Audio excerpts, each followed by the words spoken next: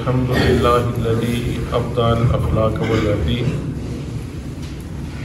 والصلاة والسلام على من كان نبيا وآله بين الماء والدين وعلى آله وأصحابه أجمعين. أما بعد فأعوذ بالله من الشيطان الرجيم. بسم الله الرحمن الرحيم. إنما المؤمنون إخوة. صدق الله مولانا العظيم وصدق رسوله النبي الكريم الأمين الرؤوف الرحيم. الصلاة والسلام عليك يا سيدي يا رسول الله وعلى آلك وأصحابك يا سيدي يا حبيب الله. الصلاة والسلام عليك يا سيدي يا رسول الله وعلى آلك وأصحابك يا إمام المجاهدين. رونق محفل عزیز القدر جناب حضرت علامہ مولانا محمد یاسر عباس چشتی صاحب و دیگر صاحب کرام، برادران اسلام، برادران طریقت، برادران محبت، عزیز طلبہ، السلام علیکم ورحمۃ اللہ وبرکاتہ۔ اللہ کریم کا لاکھ لاکھ شکر ہے جس نے ہمیں سجدہ بندگی کی توفیق نصیب فرمائی، اس لیے کہ سعادت کے جتنے راستے ہیں وہ انسان تبھی طے کرتا ہے جب اللہ کریم اپنی توفیقات سے نوازتا ہے۔ ایک فقیر آدمی، ایک درویش آدمی، ایک اللہ کا بندہ وہ مسجد میں آتا اور مسجد میں آ کے وضو کر کے آسمان سے سر اٹھا کے اپنے رب کی بارگاہ میں عرض کیا کرتا، اپنے پاؤں پہ چل کے کون تیرے دروازے پہ آتا ہے؟ یہ تو تیرا کرم ہے جو مجھے اٹھا لاتا ہے۔ اپنے پاؤں پہ چل کے کون تیرے دروازے پہ آتا ہے؟ یہ تو تیرا کرم ہے جو مجھے اٹھا لاتا ہے۔ تو یہ اللہ کریم کی خاص عنایت ہے کہ جس نے ہمیں اپنی بارگاہ میں اپنے گھر میں حاضری کی شرف بخشا اور پھر توفیق بندگی نصیب فرمائی۔ اللہ کریم ہم سب کی حاضری اپنی بارگاہ میں قبول فرمائے اور اللہ کریم اس مرکز نور کو، اس مادر علمی کو، اس مرکز عرفان کو صبح قیامت تک قائم رکھے اور اللہ کریم ان لوگوں کی قبریں ٹھنڈی فرمائے جو اس کی بنیاد رکھے گئے اور جنہوں نے یہ خیر کے سلسلے شروع کیے اور پھر اس کی خدمت کرتے رہے اور اس جہانی فانی سے چلے گئے۔ اللہ کریم ان سب لوگوں کے درجات بلند فرمائے اور جو خدمت کر رہے ہیں اللہ کریم ان کی زندگی میں، ان کے مال و جان میں برکت فرمائے۔ دوستان محترم، اللہ کریم نے ہمیں دو چیزوں سے مرکب کر کے بنایا ہے، ایک انسان کا جسم ہے اور ایک انسان کی روح ہے، اور ان دونوں چیزوں کے حوالے سے اللہ کریم نے ہمیں خوبصورت رشتوں میں باندھا ہوا ہے۔ خوبصورت رشتوں میں اللہ کریم نے انسان کو باندھا ہوا ہے۔ ایک رشتہ وہ ہے جو جسم کا رشتہ ہے، جو ماں اور باپ کے خون سے تشکیل پاتا ہے۔ ایک رشتہ ماں اور باپ کے خون سے تشکیل پاتا ہے، اس میں ماں ہے، باپ ہے، بہن ہے، بھائی ہے، خالہ ہے، پھوپھی ہے۔ تو یہ سارے کے سارے رشتے ماں اور باپ کے خون سے تشکیل پاتے ہیں۔ اور دوسرا رشتہ وہ ہے جو روحانی رشتہ ہے، اور وہ رشتہ سینہ رسول صلی اللہ علیہ وسلم کے تعلق سے تشکیل پاتا ہے۔ اسی رشتے کے حوالے سے ارشاد گرامی ہے، انما المؤمنون اخوہ، مسلمان سارے کے سارے آپس میں بھائی بھائی ہیں، سارے کے سارے مسلمان آپس میں بھائی بھائی ہیں۔ تو میں نے اس طرح عرض کیا کہ یہ جو مادی رشتے ہیں، جسمانی رشتے ہیں، یہ جسم سے تشکیل پاتے ہیں اور روحانی رشتہ یہ روح سے تشکیل پاتا ہے۔ اس کی تشریح حضرت شیخ عبدالعزیز دباغ رحمۃ اللہ تعالیٰ علیہ نے بہت نفیس پیرائے میں اس کی تشریح فرمائی ہے، اور انسان اس کے اوپر جتنا غور کرے، جتنی توجہ دے، تو وہ لذت کے جہان میں ڈوب جاتا ہے، وہ کیف کے جہان میں ڈوب جاتا ہے۔ آپ ارشاد فرماتے ہیں کہ جب بھی کوئی بندہ دائرہ کفر کو چھوڑ کر دائرہ اسلام میں داخل ہوتا ہے تو اس کے سینے سے نور کا ایک دھاگا نکلتا ہے اور وہ سینہ مصطفیٰ سے جڑ جاتا ہے۔ سبحان اللہ۔ آپ نے میرے خیال میں توجہ نہیں کی میں نے کیا کہہ دیا، آپ نے شاید توجہ نہیں فرمائی میں نے کیا کہا ہے۔ ایک اللہ کا بندہ جو مادر ذات بنی ہے، جو کسی مکتب مسجد پہ نہیں گیا، اور اللہ کریم نے علم کے اتنے خزانوں سے اس بندے کو نوازا کہ اس کے ملفوظات کی تشریح کرنے کے لیے جب ملا احمد مبارک بیٹھتے ہیں تو کئی مقامات ایسے آتے ہیں جہاں ملا احمد مبارک کہتے ہیں اب یہاں شیخ بلندی پہ چلے گئے اور میں کلام نہیں سمجھ سکا۔ اتنی بلندی پہ بولنے والا بندہ اور روحانیات کو اتنا جاننے والا بندہ حضرت شیخ عبدالعزیز دباغ رحمۃ اللہ تعالیٰ علیہ، آپ ارشاد فرماتے ہیں کہ جب کوئی بندہ کلمہ پڑھتا ہے صدق نیت سے، اپنی زبان سے اللہ تعالیٰ کی وحدانیت کا اقرار کرتا ہے اور نبی پاک صلی اللہ تعالیٰ علیہ وسلم کی رسالت کا اقرار کرتا ہے اور ضروریات دین کا اقرار کرتا ہے، تو اس کے سینے سے نور کا ایک دھاگا نکلتا ہے اور وہ سینہ مصطفیٰ سے جڑ جاتا ہے،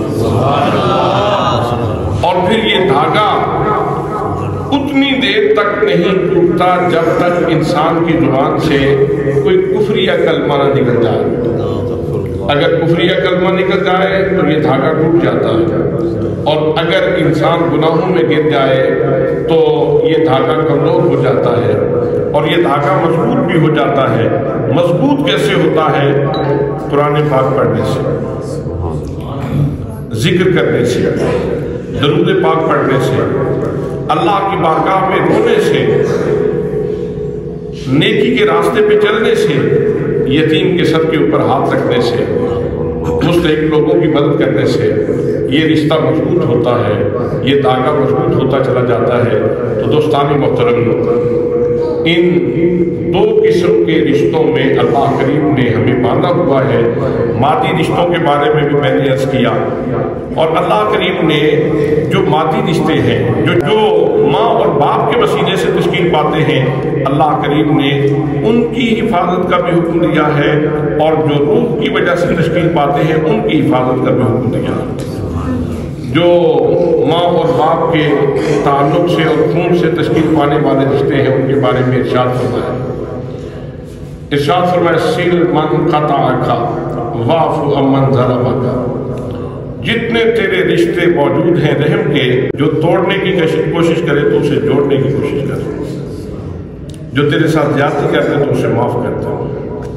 نبی مکرم صلی اللہ تعالیٰ علیہ وسلم نے ارشاد فرمایا رحم جو ہے نا یہ عرش کے ساتھ لٹکی ہوئی ہے، اور یہ دعا کرتی ہے اللہ تعالیٰ کی بارگاہ میں کہ یا اللہ تو اس بندے سے اپنا تعلق محبت قائم رکھ جو رحم کے رشتوں کا خیال رکھتا ہے، سبحان اللہ سبحان اللہ، جو رحم کے رشتوں کو جوڑ کے رکھتا ہے، اور یا اللہ تو اس بندے کو اپنی نظر رحمت سے اور اپنے رحمت کے تعلق سے محروم کر دے جو رحم کے رشتوں کا خیال نہیں رکھتا۔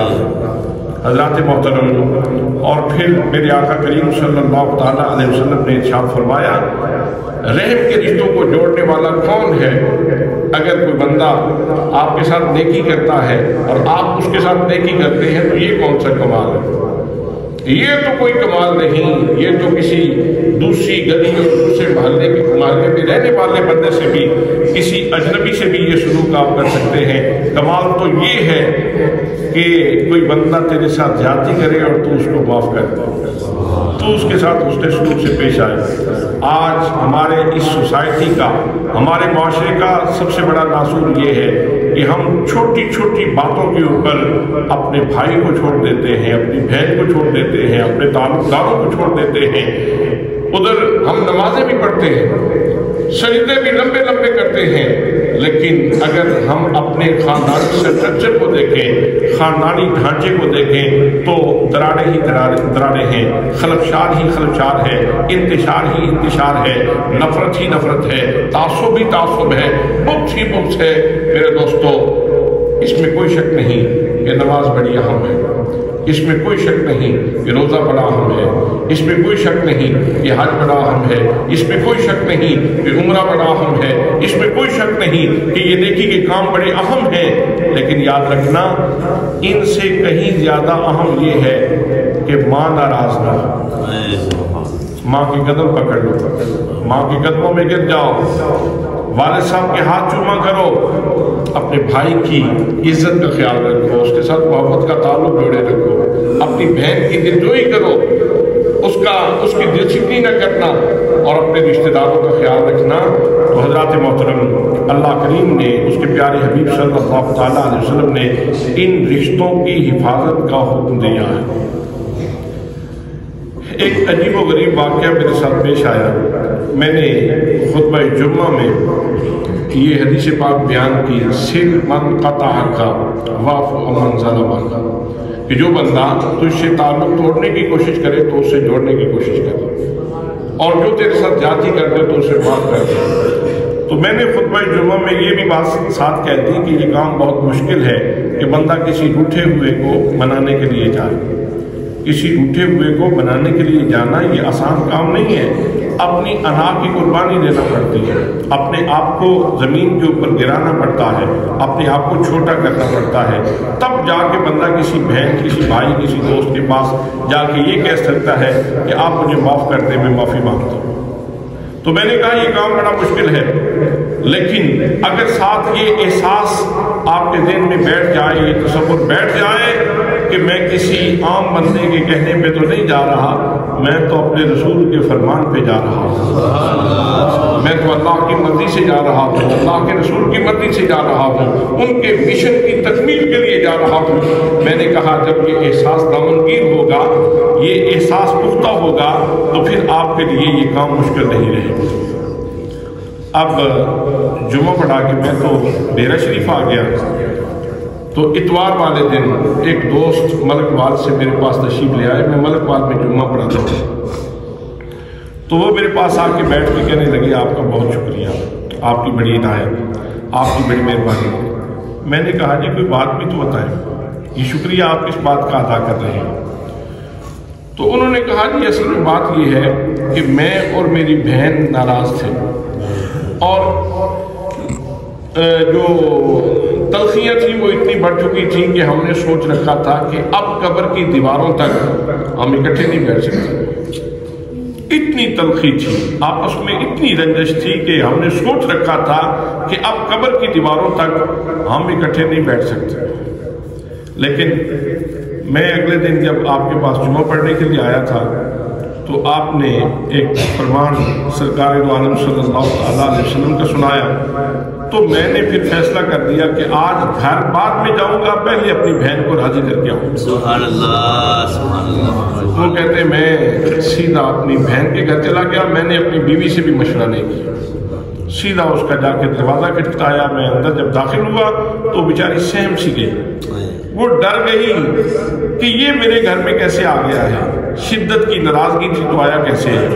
تو میں نے کہا بہن ڈرنے کی بات نہیں ہے، میں تجھ سے معافی مانگنے کے لیے آیا، میں تجھ سے معافی مانگنے کے لیے آیا ہوں۔ جب میں نے یہ بات کہی تو ہم دونوں بہن بھائی آپس میں ملے، دامن بغل گیر ہوئے اور جی بھر کے آنسو بہائے۔ آخر رشتہ تھا، جی بھر کے آنسو بہائے، اور جب میں بھی رویا وہ بھی روئی، ہم دونوں پھر بیٹھے تو وہ بہن کہنے لگی کہ تجھے کس نے بھیجا، تجھے بھیجا کس نے ہے؟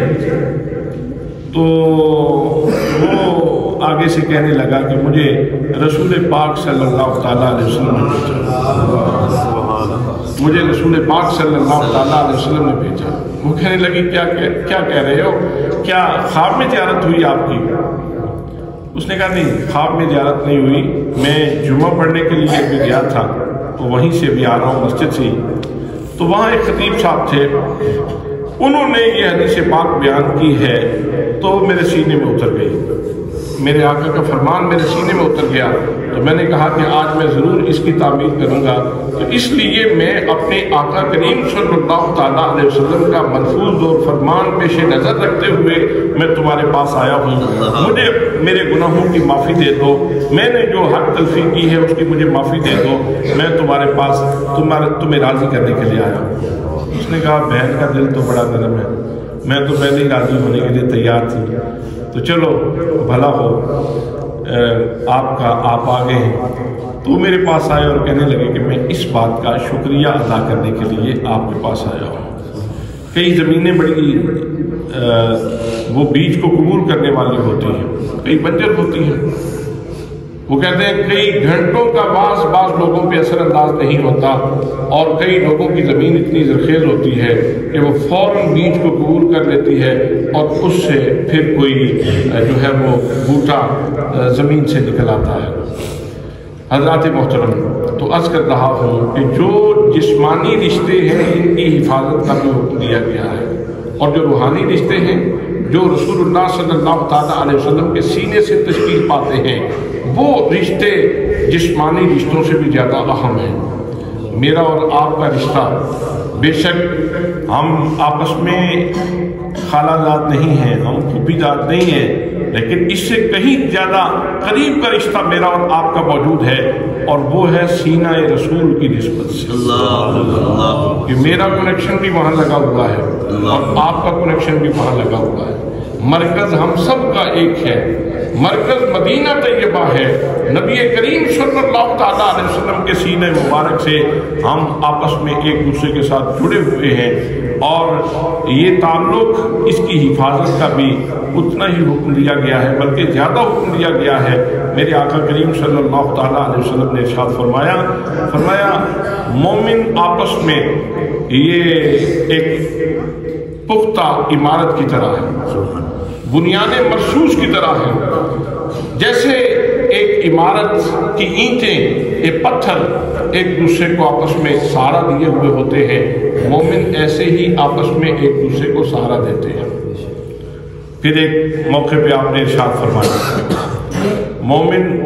مومن کا بھائی ہے، لا یظلمہ ولا یسلمہ، نہ ہی تو مومن اپنے دوسرے مومن بھائی کے ساتھ ظلم کرتا ہے اور نہ ہی اسے ظالم کے حوالے کرتا ہے، نہ ہی اس کے ساتھ ظلم کرتا ہے اور نہ ہی اسے ظالم کے حوالے کرتا ہے۔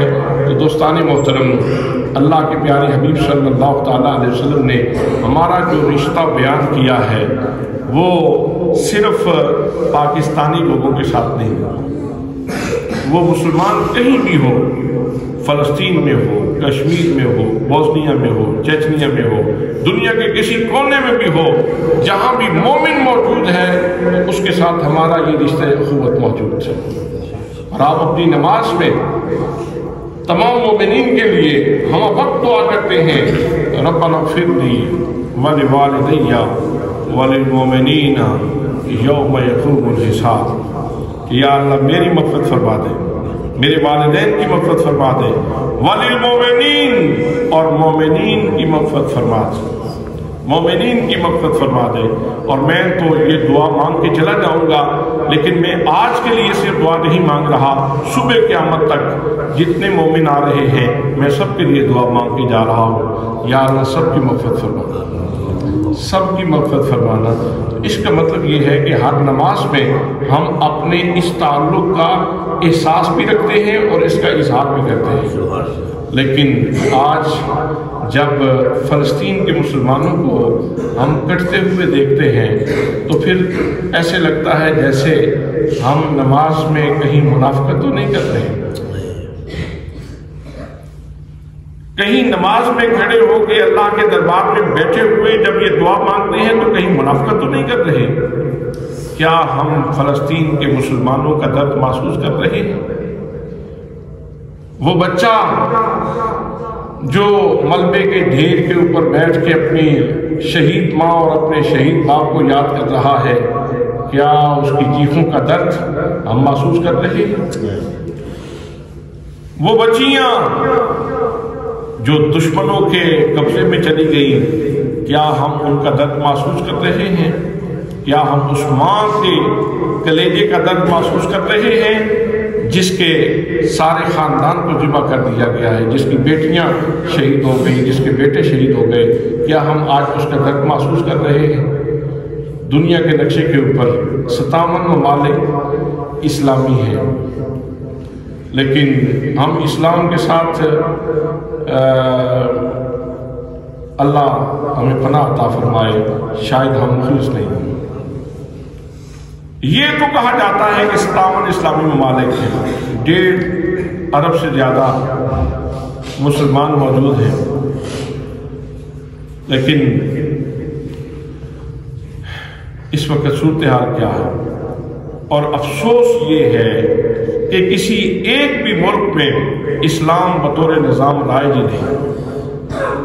ہم اسلام سے دور اتنے ہیں کہ ہمیں اسلام کے نظام سے ڈر لگتا ہے، اس لیے کہ نظام اسلامی میں تو چور کے ہاتھ کاٹ دیے جاتے ہیں، اور یہاں تو چوروں کی لائنیں لگی ہوئی ہیں۔ نظام اسلامی میں تو اخلاق باختر لوگوں کی کوئی جگہ نہیں ہے، اور یہاں تو اندھیر نگری مچی ہوئی ہے۔ تو چونکہ اسلام آئے گا تو تجاوزات کو روک دے گا، اس لیے بطور نظام اسلام رائج نہیں ہے۔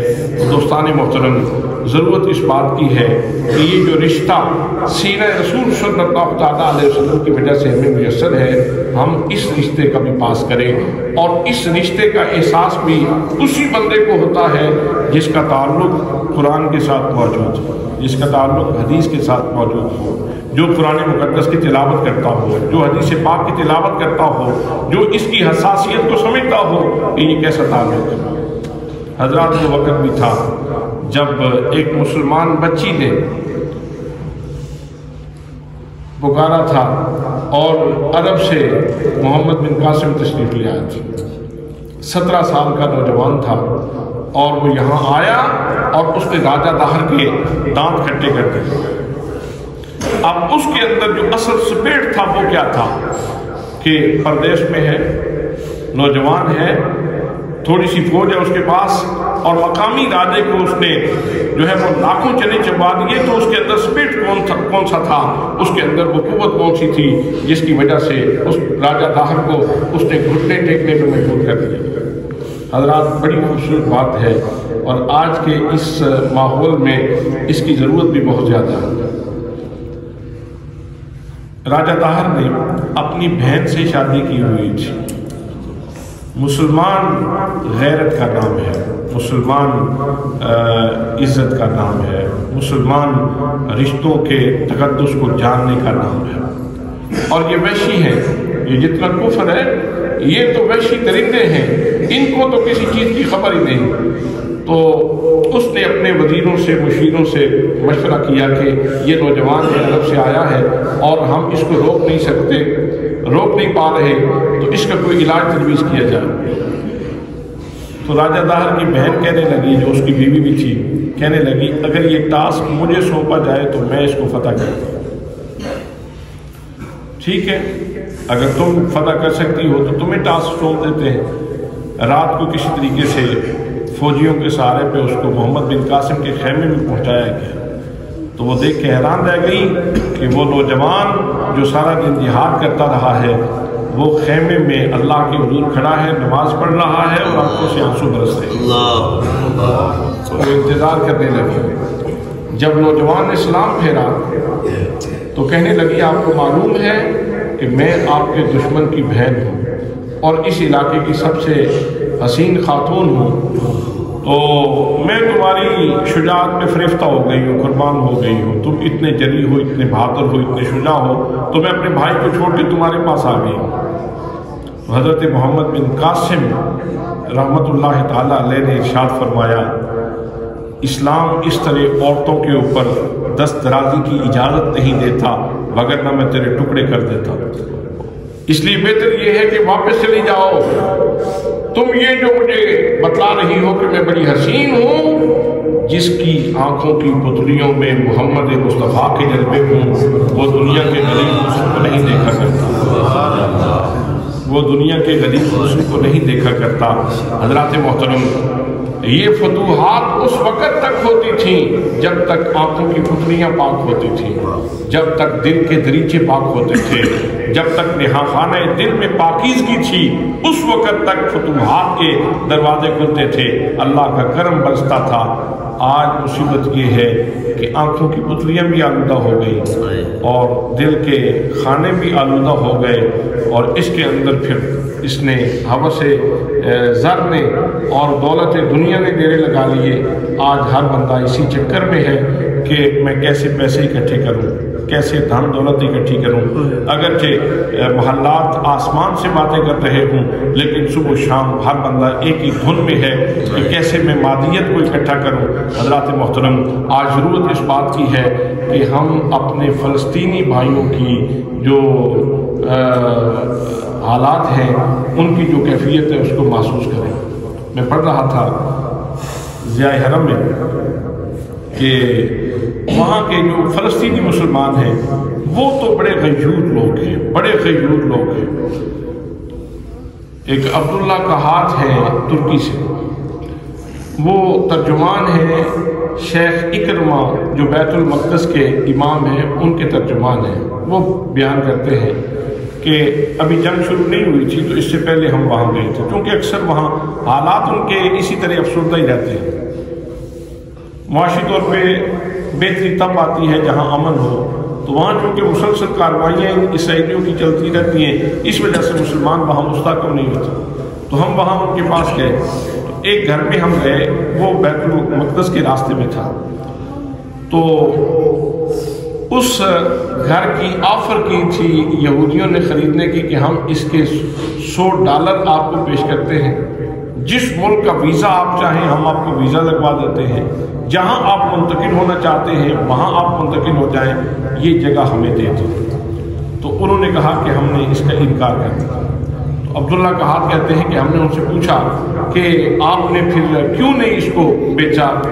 وہ کہنے لگے کہ اصل میں ہم یہ سوچتے ہیں کہ چلو ٹھیک ہے، آج ہمارا وقت گزر رہا ہے، کل ہماری آنے والی نسل آئے گی، تو کبھی تو کوئی نہ کوئی فاتح آئے گا نا جو بیت المقدس کو فتح کرے گا، تو ہم اس لیے نہیں بیچ رہے کہ کل آنے والا مسلمان یہ نہ کہے کہ کتنے بے غیرت لوگ تھے جو بیت المقدس کے راستے میں آنے والی زمینیں اپنے ہاتھوں سے بیچتے رہے۔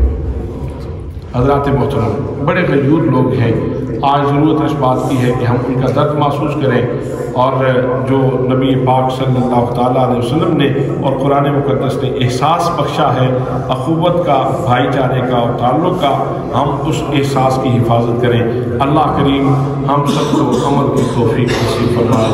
وما علیہ الا البلاغ۔